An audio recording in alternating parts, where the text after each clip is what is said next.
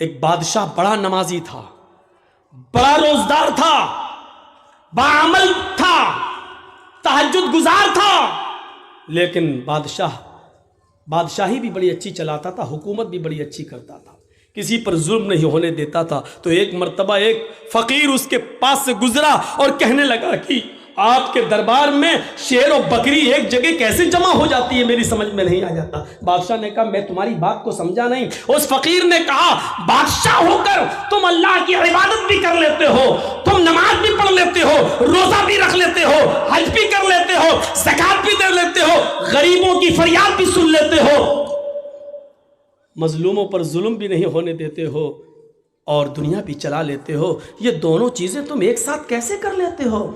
بادشاہ نے کہا دیکھنا چاہتے ہو کہ ہاں؟ کہا 2 جلاد کو بلاؤ۔ 2 جلاد آ گئے، کہا تلوار نکالو۔ جلادوں نے تلوار نکالی۔ بادشاہ نے اپنے ایک نوکر سے کہا 1 پیالہ پانی لے آؤ۔ پانی لے آئے۔ اس فقیر سے کہا پانی پکڑ۔ اس فقیر نے پانی کا پیالہ پکڑا، اور سنو، اس فقیر نے پانی کا پیالہ پکڑا، کہا جاؤ پورا شہر اس کو گھما دو، اور اس فقیر سے کہا جاؤ میرے پورے شہر میں میری عوام کو دیکھ لو کہ کیسے وہ عمل کر رہی ہے، کیا کر رہی ہے، کیا نہیں کر رہی ہے، نماز کتنا پڑھ رہی ہے، روزہ کتنا رکھ رہی ہے، ظلم کتنا کر رہی ہے۔ پانی کا پیالہ اپنے ہاتھ میں لو، جاؤ اور دیکھو۔ اور ان دونوں جلادوں سے کہا اگر اس پانی کے پیالے میں سے ایک بوند بھی چھٹک کر زمین پہ گر جائے تو اس فقیر کی گردن کاٹ دینا اور میرے پاس لے آنا۔ فقیر کہتا کم بخت، میں نے تو پوچھا تھا کہ کیسے، اس نے تو مجھے مصیبت میں ڈال دیا۔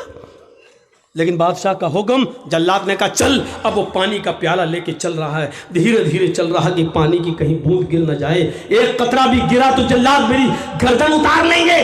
پورا شہر کا چکر لگانے کے بعد بادشاہ کے پاس آیا۔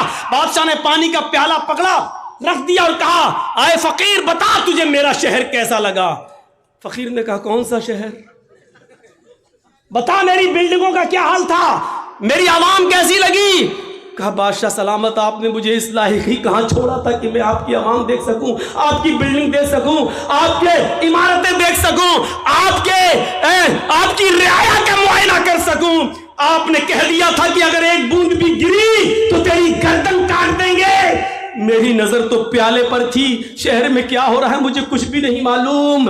بادشاہ نے کہا یہی جہنم کا ڈر، یہی اللہ کے عذاب کا ڈر مجھے ہر وقت لگا رہتا ہے، اس لیے میں بندوں کے حقوق بھی پورا کرتا رہتا ہوں اور اللہ رب العالمین کی عبادت بھی پوری کرتا رہتا ہوں، اللہ کی عبادت میں بھی کمی نہیں ہونے دیتا ہوں، اور میں اپنی رعایا کے ساتھ بھی کبھی ظلم نہیں ہونے دیتا ہوں، کیونکہ مجھے جہنم کا نقشہ، جہنم کا خوف، عذاب قبر کا ڈر مجھے ہر وقت لگا رہتا ہے۔ میرے پیارے ساتھیوں، ایک نوجوان جب یہ تصور کر لے کہ ہم شراب کی بوتل پی رہے ہیں اس کا عذاب کتنا ہے، ہم جو جوا کھیل رہے ہیں اس کا عذاب کتنا ہے، کلیا چکی سڑکوں پر بکنے والی لاٹری اس کی پرچیاں ہم خرید رہے ہیں اس کا عذاب کتنا ہے، اگر یہ تصور وہ اپنے دماغ میں کر لے کہ اس کا حساب ہمیں اللہ کے ہاں دینا ہوگا تو میرے بھائیوں پھر اس کا دماغ کبھی ان چیزوں کے اندر نہیں لگے گا۔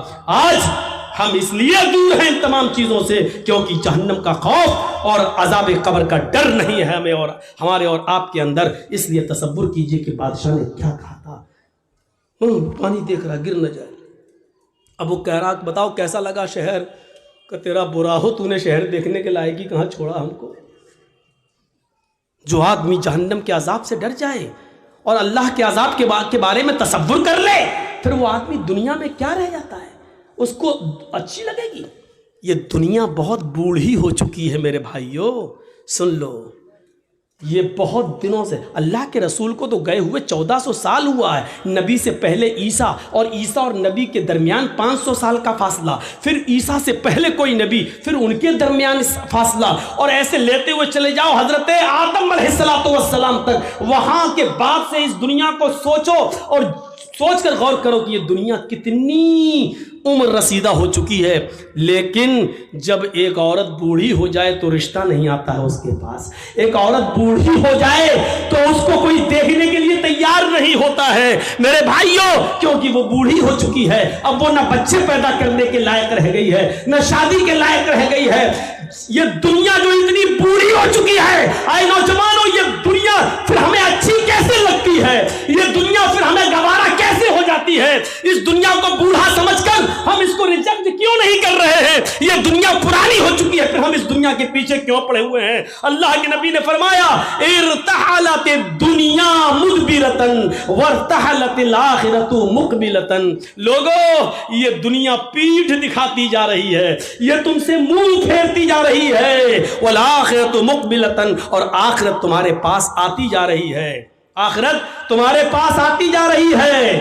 یعنی آپ 40 سال کے تھے، آج 45 سال کے ہو گئے، دنیا نے تمہیں اتنی سال کے لیے پیٹھ دکھا دی ہے، یعنی دنیا نے تمہیں چھوڑ دیا ہے، 45 سال تم دنیا سے دور ہو گئے ہو، والآخرۃ مقبلتن، اور آخرت قریب آ رہی ہے، یعنی تم آخرت کے اتنے قریب ہو گئے ہو، 5 سال کے بعد تم 50 سال کے ہو جاؤ گے، دنیا 50 سال تم سے دور ہو جائے گی اور آخرت تم سے اور قریب ہو جائے گی 5 سال۔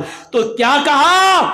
ارتحلت الدنیا مدبرتن، دنیا پیٹھ دکھا رہی ہے، دنیا تمہیں پیٹھ دکھا کر پیچھے کی طرف بھاگ رہی ہے، تمہیں اکیلا چھوڑتی ہوئی جا رہی ہے، والآخرۃ مقبلتن، اور آخرت تمہارے قریب آتی جا رہی ہے، اور ان دونوں میں سے ہر ایک کی اولاد ہے، اور ان دونوں میں سے ہر ایک کی اولاد ہے، یعنی دنیا کے بھی بیٹے ہیں اور آخرت کے بھی بیٹے ہیں، دنیا کے بھی بیٹے ہیں اور آخرت کے بھی بیٹے ہیں۔ کونوا ابناء الآخرہ ولا تکونوا ابناء الدنیا، وہ لوگوں آخرت کی اولاد بنو، دنیا کی اولاد نہیں، لوگوں آخرت کے بیٹے بنو، دنیا کے بیٹے نہیں، لوگوں آخرت کی اولاد بنو، دنیا کی نہیں۔ یہ وہ دنیایں، وہ دنیا جس کا تم بیٹا بننا چاہے تو یہ باپ تمہیں چھوڑ دے گا، لیکن آخرت ایسا باپ ہے تمہارا جو تمہیں ہر حال میں لے کر رہے گا، لیکن وہاں اعمال چلیں گے، وہاں یہ نہیں دیکھا جائے گا کہ تم اوریجنل میں کس کے بیٹے تھے۔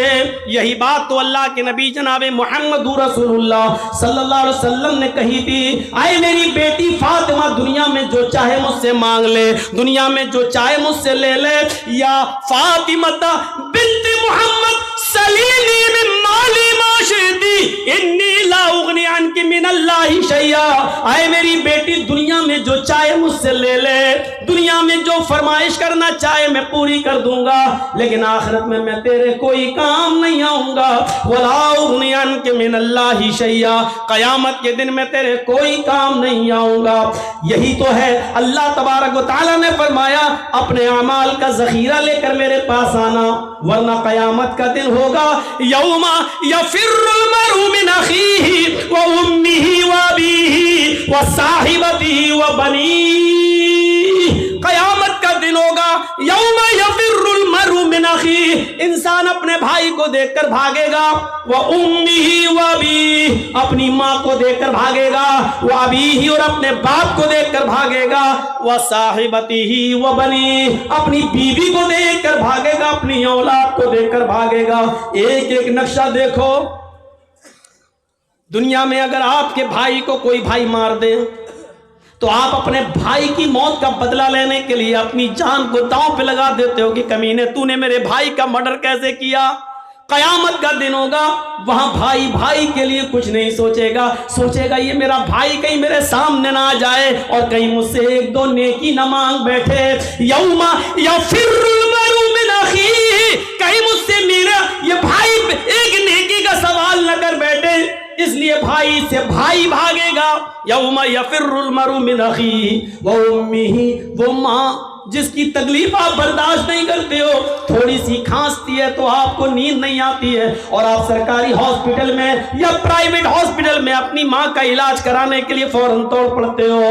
میرے بھائیو، قیامت کے دن آپ اپنی ماں کو دیکھ کر بھاگیں گے کہ مجھ سے میری ماں ایک نیکی نہ مانگ بیٹھے، وہ ابھی، اور اپنے باپ کو دیکھ کر بھاگو گے کہ مجھ سے یہ میرا باپ کہیں ایک نیکی نہ مانگ بیٹھے، ایک نیکی کہیں مجھ سے نہ مانگ بیٹھے۔ وصاحبتی وہ بنی، اور آپ کی وہ بیوی کہ ایک رات بھی جس کو آپ اپنے سے جدا کرنا گوارا نہیں سمجھتے، اور وہ بیوی جس کی طرف آپ اتنے انہماک اور اتنے مشغول رہتے ہیں کہ آپ کی بیوی کو کوئی دوسرا دے کے تو آپ برداشت نہیں کرتے ہیں۔ میرے بھائیوں تصور کرو کہ یہ بیوی ہمارے سامنے ہوگی قیامت کے دن، لیکن دیکھنے کی جرات نہ ہوگی، بلکہ آدمی اپنی بیوی کو دیکھ کر بھاگے گا، کہیں مجھ سے میری بیوی ایک نیکی نہ مانگ بیٹھے۔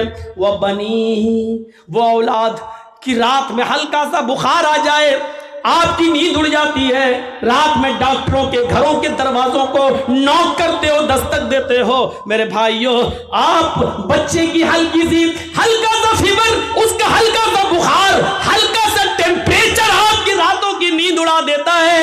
قیامت کے دن اپنی اولاد کو دیکھ کر بھاگو گے۔ یہ منظر کو آپ اپنے سامنے رکھیے۔ اس بادشاہ نے فقیر سے یہی تو کہا تھا کہ جب تم ہمارے 2 جلادوں کی تلوار کی وجہ سے جب تم ہمارے شہر کا معائنہ نہیں کر سکے کہ کیا ہے، اسی طرح مجھے معلوم ہی نہیں کہ دنیا میں کیا ہے۔ اللہ کے عذاب کا تصور ہمارے دماغ میں ہر وقت رہتا ہے۔ اللہ کے عذاب کا تصور رہنا چاہیے ہر وقت۔ آج مولوی جرجیز کو بھیگی ہوئی کرسی پر بیٹھنا گوارا نہیں رہا، اپنے ہاتھ سے آج کرسی صاف کرنا پڑ رہی ہے۔ یہ چیز ہمیں کیا بتا رہی ہے کہ انسان کو ہر چیز کے ساتھ سمجھوتا کرنا چاہیے، ہر چیز کو اپنے اندر ایڈجسٹ کرنا چاہیے۔ میں نے اپنے سبھاپتی صاحب جو ہیں مولانا مظاہر صاحب، ان کے کان میں ہی کہہ دیا تھا کہ آج میں کھڑے ہی ہو کے بولوں گا۔ میرے بھائیوں ہمیں اور آپ کو تصور کرنا چاہیے کہ ایک تھوڑی سی کرسی کا بھیگا پن جرجیز صاحب کو گوارا نہیں ہے۔ اندازہ لگائیے کہ پھر جہنم کی جاسوس تپش کیسی ہوگی، اللہ کا عذاب کیسا ہوگا، یہ کون سوچے گا؟ یحشر الناس یوم القیامت حفاتا عراتا غرلا۔ حضرت عائشہ فرماتی ہیں قیامت کا دن ہوگا کہ لوگ حفاتن ننگے پیر ہوں گے، عراتن بالکل ننگے جسم ہوں گے، ان کے جسم پر کوئی کپڑا نہیں ہوگا۔ غرلا جیسے ماں کے پیٹ سے بچہ پیدا ہوتا ہے، اس کا ختنہ نہیں ہوتا ہے، سب کی سب قبر سے جب اٹھیں گے تو بغیر ختنے کے اٹھیں گے۔ میدان محشر میں جب سب جمع ہوں گے تو کسی کا ختنہ نہیں ہوا ہوگا، سب غیر مختون ہوں گے، بغیر ختنے کے ہوں گے، اور سب کو اپنے اپنے کیے کرے کا حساب کتاب دینا ہوگا۔ حضرت عائشہ کہتی ہیں الرجال والنساء جميعا، اے اللہ کے نبی کیا مرد بھی ہوں گے اور عورتیں بھی ہوں گی؟ یہاں تو جلسے میں بھی لڑکے نکل جاتے ہیں دیکھنے کے لیے، دیکھیں کون کتنی لپسٹک لگائے ہے، کون کتنی کریم اور پاؤڈر لگائے ہے۔ بہت سے جلسوں میں جاتا ہوں، میلہ لگتا ہے، اور جب تک جرجیز صاحب کا نمبر نہیں آ رہا باہر گھومتے رہتے لوگ، بہار اور ہر جگہ، آپ کے علاقے میں بھی یہی حال ہے۔ اور ان لڑکیوں کے پیچھے لڑکے، ارے جس جگہ چوڑی کی اور اس کی دکان ہے وہاں تم کیا کر رہے ہو بھائی؟ جو خالص لیڈیز سامان بک رہا ہے، زیور بک رہے ہیں، چوڑی بک رہی ہے، جہاں جینٹس کا ایک سامان نہیں وہاں تم کیا کر رہے ہو بھائی؟ الفاظ کڑوے ضرور ہیں لیکن سچ ہیں۔ اللہ کی قسم ایسا لگتا ہے جیسے ایک کتیا کے پیچھے 10 کتے بھاگ رہے ہوں، یہ حال ہو جاتا ہے۔ میں نے پہلے ہی کہہ دیا الفاظ سخت ضرور ہیں، کڑوے ضرور ہیں لیکن سچ ہیں۔ حضرت عائشہ کہتی ہیں الرجال والنساء جميعا، اے اللہ کے نبی کیا اس میدان محشر میں مرد بھی ہوں گے عورتیں بھی ہوں گی؟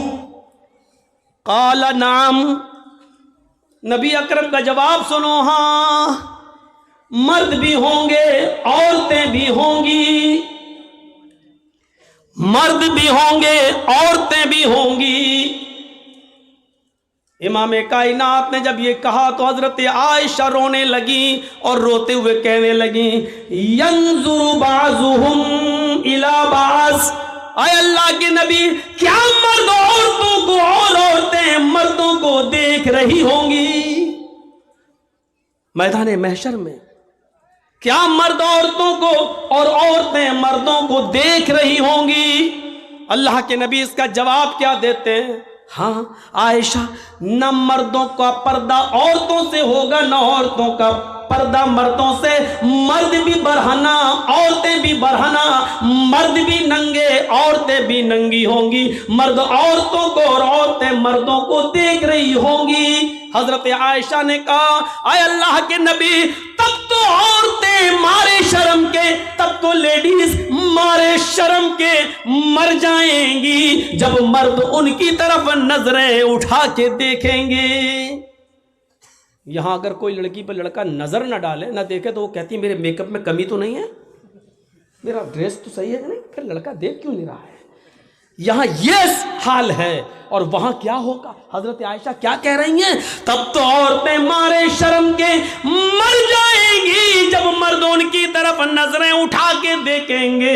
اللہ کے نبی فرماتے ہیں عائشہ، اتنی پرواہ کس کو ہوگی کہ کوئی مرد کسی عورت پر شہوت کی نظر ڈال سکے، گندی نظر ڈال سکے، غلط نظر سے دیکھ سکے؟ معاملہ اتنا سخت ہوگا کہ ہر انسان کو سورج کی گرمی اور اس گرمی سے نکلنے والے پسینے سے بچنے کی فکر ہوگی۔ میدان محشر میں وہ سورج جو 7 نیزے کے فاصلے پر، 1 میل کے فاصلے پر ہوگا، اور اس کی گرمی سے جسموں سے پسینہ ٹپک رہا ہوگا، اور لوگ اپنے پسینوں میں ٹخنوں کے برابر، پنڈلی کے برابر، گھٹنے کے برابر، ران کے برابر، کمر کے برابر اور گلے تک ڈوب رہے ہوں گے۔ ہر انسان کو یہ فکر ہوگی کہ ہم اپنے آپ کو بچائیں، کوئی کسی کے اوپر گندی نظر ڈالنے کی جرات نہیں کرے گا۔ یہ چیز ہمیں کیا بتلا رہی ہے؟ وہ بادشاہ نے جو کہا تھا وہ اس کے سامنے یہی سب تو ہے، یہی سب تو تھا۔ اللہ کے نبی سے کسی نے پوچھا آپ کی عمر 63 سال 63 سال، اتنی زیادہ تو نہیں ہوئی ہے کہ داڑھی کے بال سفید ہو جائیں؟ آج کل تو 40 سال کی عمر میں، 30 سال کی عمر میں سفید ہونے لگتے ہیں۔ اس کی وجہ یہ ہے کہ جو بھی ہم صابن استعمال کرنا چاہتے کر لیتے ہیں کیمیکل والا، جو شیمپو لگا رہے ہیں وہ ہے، اور جو تیل، جو بھی آئل ہم سر میں ڈال رہے ہیں، اس وجہ سے آج ان کیمیکل، ورنہ 60 سال کی عمر تک بال کہاں سفید ہوتے ہیں؟ تو میرے بھائیوں، اللہ کے رسول سے صحابہ نے کہا آپ کے بال عمر سے پہلے سفید کیسے ہو گئے ہیں؟ آپ کے اوپر بڑھاپا کیسے نظر آ رہا ہے؟ تو اللہ کے نبی نے جواب یہ نہیں دیا تھا کہ میری 4 بیٹی ہے، زینب، رقیہ، ام کلثوم اور فاطمہ، مجھے ان کی شادی کرنا ہے، ان کا گھر بسانا ہے، ان کے لیے لڑکے دیکھنا ہے۔ یہ جواب نہیں دیا تھا کہ مجھے بیٹیوں کی ٹینشن ہے، مجھے بیٹوں کی ٹینشن ہے۔ اللہ کے نبی نے اس کا جواب یہ دیا تھا کہ مجھ پر جو بڑھاپا ٹائم سے پہلے جو تم دیکھ رہے ہو، بیفور ٹائم، جو بڑھاپا میرے اندر دیکھ رہے ہو، جو اولڈنس میرے اندر دیکھ رہے ہو، یہ بیفور ٹائم اولڈنس جو میرے جسم پر، میرے شریر پر تمہیں شو ہو رہی ہے، دکھائی دے رہی ہے، مجھے سورہ نبا نے، سورہ حاقہ نے، سورہ قیامہ نے، سورہ دہر نے مجھے بوڑھا کر دیا ہے۔ ان سورتوں میں قیامت کا جو ہولناک منظر بیان کیا گیا ہے، اس ہولناک منظر نے ہمیں بوڑھا کر دیا ہے۔ مجھے ہر وقت اللہ کے سامنے جواب دہی کی فکر ہوتی ہے۔ وہ چیز ہمیں کیوں نہیں ہوتی ہے؟ کیسے ایک آدمی سگریٹ کو اپنے منہ پہ رکھ لیتا ہے، کیسے ایک آدمی شراب کی بوتل اٹھا کر پی لیتا ہے، کیسے ایک آدمی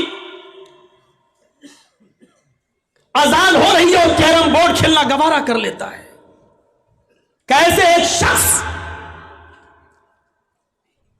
میرے بھائیوں، انڈیا پاکستان کا میچ آ رہا اور یہاں اذان ہو رہی ہے اور وہ دیکھ رہا ہے، سوچ رہا کہ نماز بھی ضروری ہے اور یہ بھی ضروری ہے۔ اگر یہ میچ 5 اوور ختم ہو گئے تب تک تو، اور ہمیں نماز پڑھنے چلا گیا تو میچ کا مزہ نہیں لے پاؤں گا،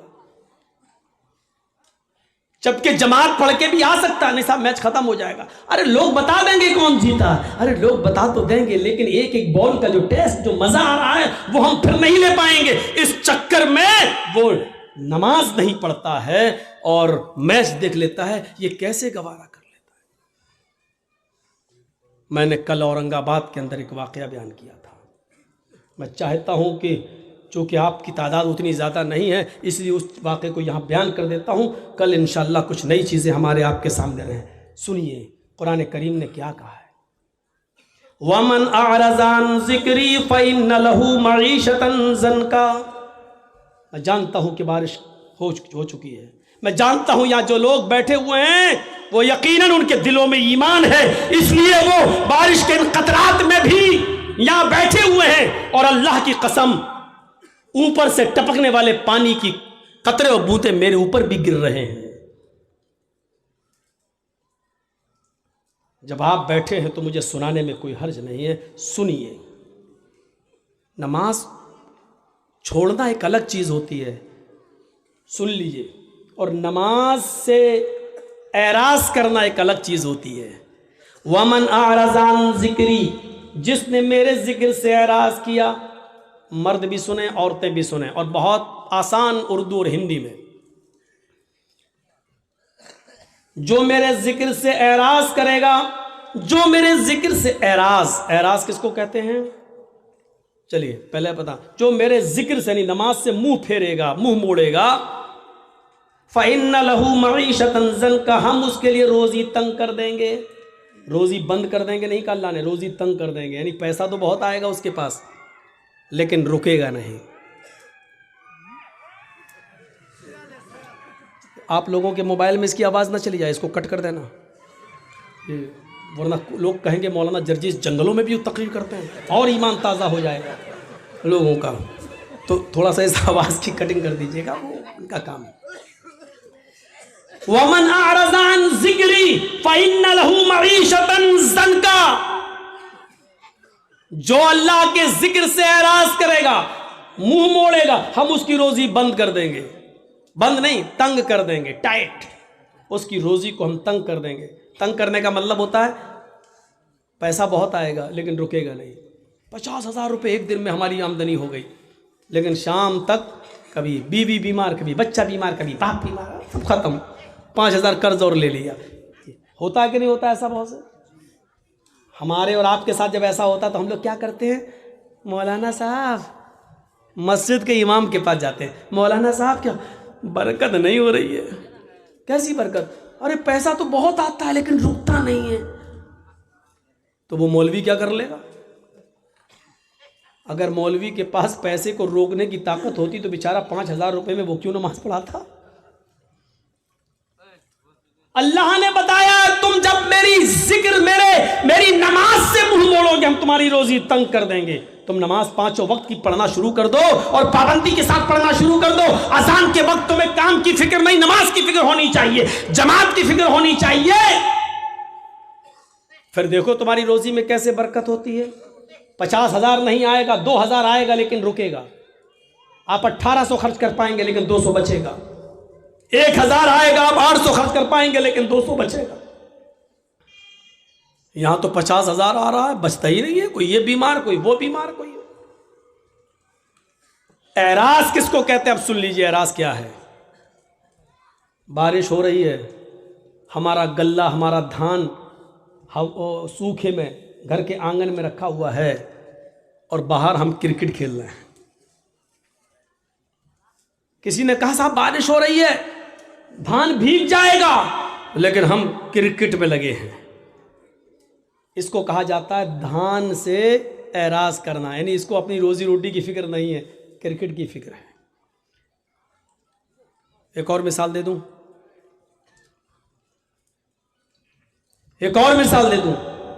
بچہ رو رہا ہے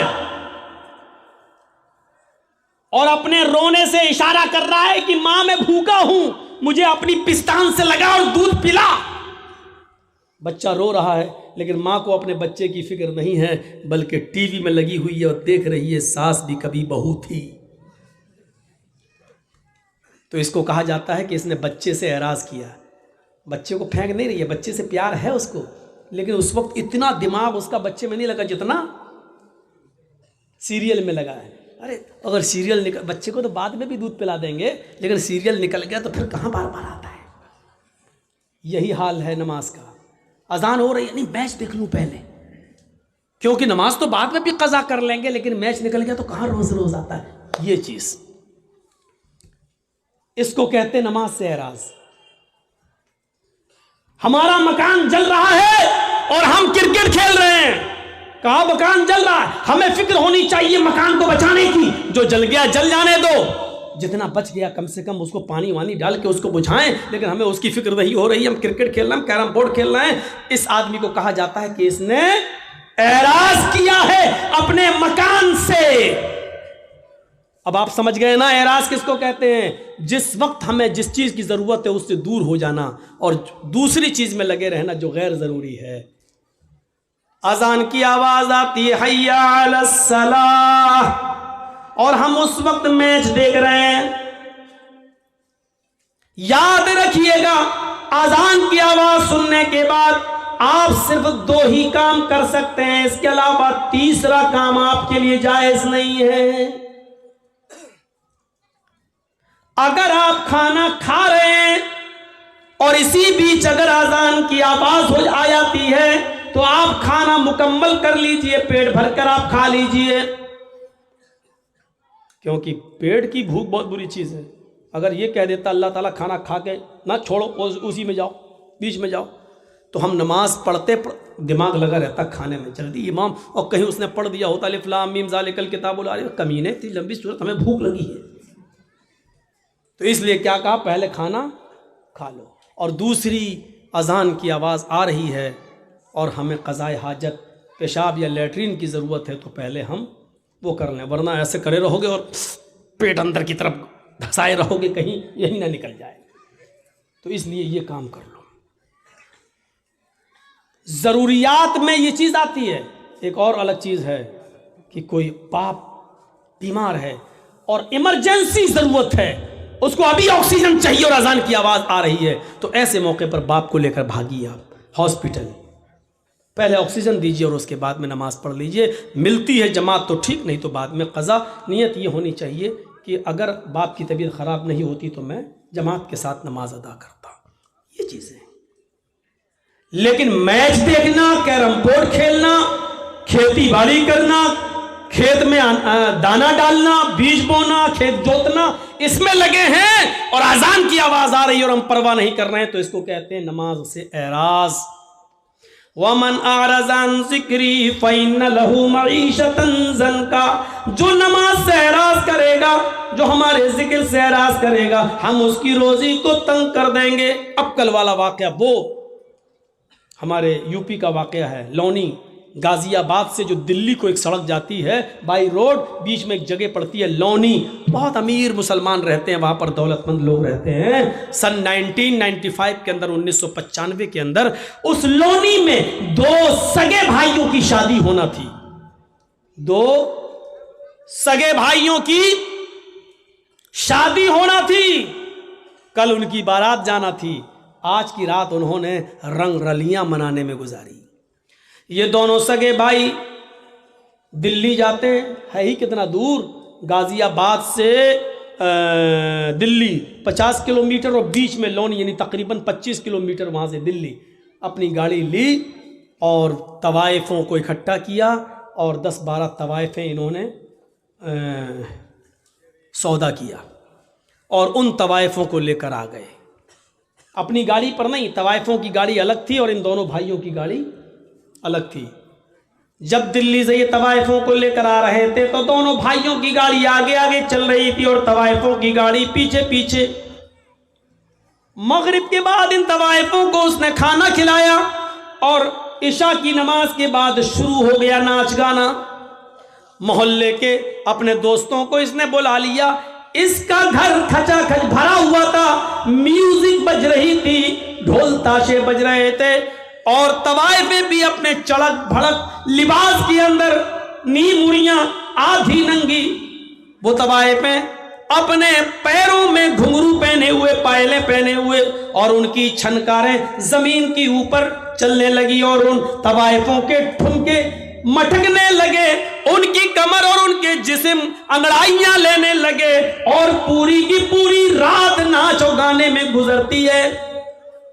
طوائفیں ناچ رہی ہیں, گا رہی ہیں, نیمبر اور اخلاق سے گرے ہوئے گانے بھی وہاں آ رہے ہیں اور یہ اپنے جسم کی نمائش ہو رہی ہے، اپنے فن کا اظہار کیا جا رہا ہے، اور یہ شراب کا دور چل رہا ہے، نوجوان شراب پی رہے ہیں، یہ دونوں بھائی بھی شراب کے نشے میں چور ہیں اور ناچ گانے میں مصروف ہیں۔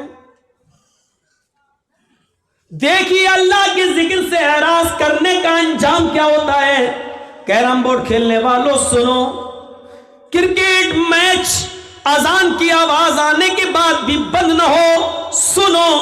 اپنے کام اور دھندوں میں مصروف رہنے والوں اور نماز کا جنازہ نکالنے والوں سنو، پوری رات ناچو گانا چلتا ہے، صبح فجر کی اذان کی آواز آنے لگتی ہے، جو ان دونوں بھائیوں کے گھر سے صرف 200 قدم یا 300 قدم کی دوری پر ہے۔ مؤذن اذان دے رہا ہے، اللہ اکبر اللہ اکبر اللہ اکبر اللہ اکبر، مؤذن اذان دے رہا ہے۔ مؤذن کی اذان کی آواز ان طوائفوں کے کانوں میں بھی ٹکراتی ہے، ان طوائفوں کے کانوں میں بھی جاتی ہے۔ یک بیک جیسی ان طوائفوں کے کانوں میں اذان کی آواز جا گئی، فجر کی اذان کی آواز گئی، ان طوائفوں نے اپنے پیر روک لیے، اپنی کمر روک لی، اپنا جسم ناچنے سے اور اپنی زبان کو گانے سے روک لیا، اسٹاپ کر دیا، رک گئی وہیں پر۔ ان دونوں بھائیوں نے دیکھا کہ پائلوں کی چھنکار اور گھنگروؤں کی آواز بند، اور یہ بھی جو مٹک رہی تھی اور ناچ رہی تھی، کیا ہوا؟ انہوں نے دیکھا، کہا اے کیا بات، کیوں اسٹاپ کیوں ہو گئی ہو، رک کیوں گئی ہو؟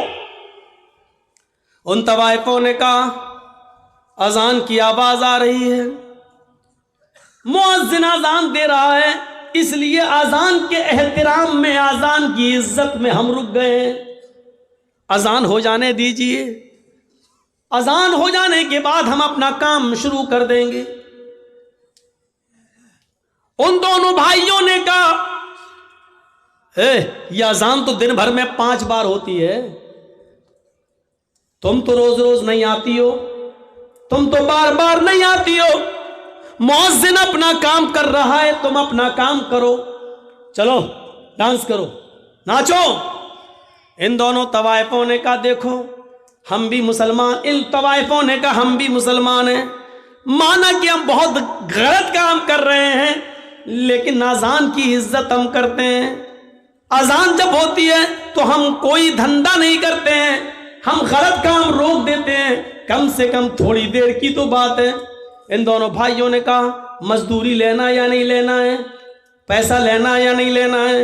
ان طوائفوں نے سوچا کہ پوری رات کی محنت مزدوری کہیں یہ مار نہ لے، تھوڑا سا بہانہ اس کو مل جائے تو کہیں یہ غصب نہ کر لے، اس لیے کہنے لگی، انہوں نے ناچنا شروع کر دیا۔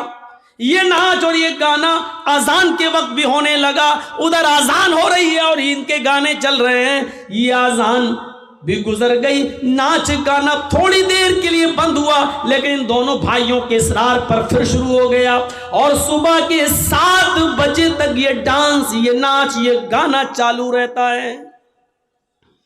اس کے بعد ختم، طوائفوں کو پیسے دیے، ان طوائفوں نے کہا دیکھو تم مجھے لے کے آئے ہو، تم مجھے چھوڑنے بھی جاؤ گے، راستے میں لوگ ہمیں لوٹ لیتے ہیں، ہمارے غلط ہونے کا غلط فائدہ اٹھاتے ہیں، ہمیں کھینچ کر کھیتوں کی طرف لے جاتے ہیں، ہماری عزت کی چھلنی چھلنی کر دیتے ہیں، تم لے کر آئے ہو، مجھے چھوڑنے بھی جاؤ۔ ان دونوں بھائیوں نے کہا چلو، دن میں 2 بجے بارات جانی ہے، 4 بجے بارات جانی ہے، مغرب کے بعد نکاح ہونا ہے، عشاء کے بعد رخصتی ہونا ہے، ہم تمہیں چھوڑ آتے ہیں، 25 کلومیٹر ہی تو ہے یہاں سے دلی۔ ان دونوں بھائی اپنی گاڑی میں بیٹھتے ہیں، ڈرائیور کو اپنے آگے کی سیٹ پر بٹھاتے ہیں، دونوں بھائی پیچھے بیٹھتے ہیں، طوائفوں کی گاڑی اب آگے آگے چل رہی ہے اور ان دونوں بھائیوں کی گاڑی پیچھے پیچھے چل رہی ہے۔ سردیوں کی رات ہے، دن کے 7 اور 8 بجے کے بیچ کی بات ہے، ابھی کوہرا پوری طریقے سے چھٹا نہ تھا، آسمان سے گرنے والی شبنم جس کو آپ کی زبان میں کوئسہ کہا جاتا ہے، ابھی پوری طریقے سے چھٹا نہ تھا۔ किसी तरीके से तवाइफों के ड्राइवर ने गाड़ी सामने से आने वाले ट्रक से बचाते हुए गाड़ी को क्रॉस कर दिया है, लेकिन चूंकि इन दोनों भाइयों का ड्राइवर भी शराब के नशे में धुत था, उसने भी नाच देखा था, उसने भी गाना देखा था, वो सही से वो बैलेंस नहीं बना पाया और सामने से आने वाले ट्रक से इन दोनों भाइयों की गाड़ी टकरा जाती है। टक्कर इतनी तेज थी कि इन दोनों भाइयों की गाड़ी 25-30 फीट दूर एक खाई में गिरती है और चारों तरफ से पिचक जाती है। फौरन लोग जमा हो जाते हैं। किसी तरीके से उस गाड़ी की खिड़की तोड़ी गई और इन दोनों भाइयों की और ड्राइवर की लाश निकाली गई। अल्लाह गवाह है, अल्लाह की कसम, जब इन दोनों भाइयों की लाश निकाली जा रही थी तो पहचान में नहीं आ रहा था कि बड़े भाई की लाश कौन सी है और छोटे भाई की लाश कौन सी है। सन 19